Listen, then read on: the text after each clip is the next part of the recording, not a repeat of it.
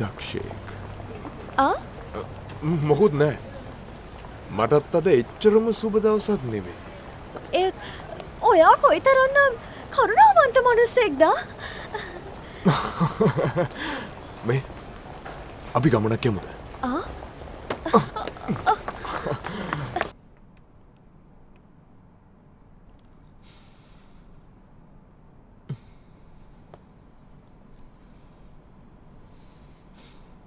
හොඳයි.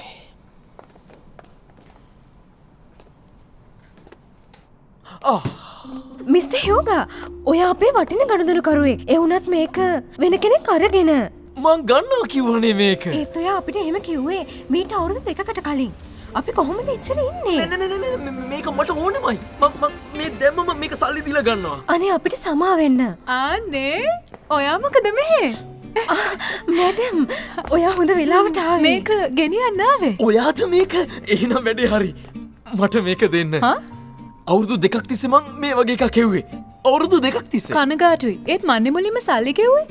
මේ දිලිසෙන මතු පිට දැක්කම මිනිස්සු අවන්හලට ඇදිලයි මම මේක ජනේලේ අයිනම තියනවා. ඔයත් දන්නවද වටිනාකම? දන්නවා. හොඳම ලී යොදාගෙන අලුත්ම තාක්ෂණයෙන් කරපු නිර්මාණයක්. හරියටම හරි. එක එක පැතිවලින් වෙනස්ම ආකාරයේ හැඩතල මතු වෙනවා. මේ අර බලන්නකො මේකේ කැටයම්. එතකොට මේ මේස කකුල් මෙහෙම හීනයට තිබ්බට හරිම ශක්තිමත්.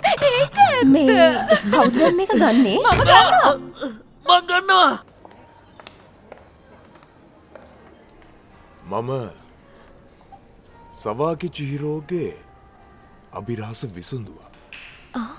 ඒක බලද්දි හරි සුළු දෙයක්. සමීක්ෂණ කණ්ඩායමක් රහස කිව්වා.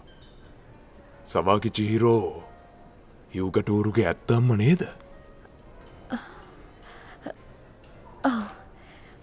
ඒක හොයාගන්න ඔයාට කොහොමත් අමාරු වෙන්නේ.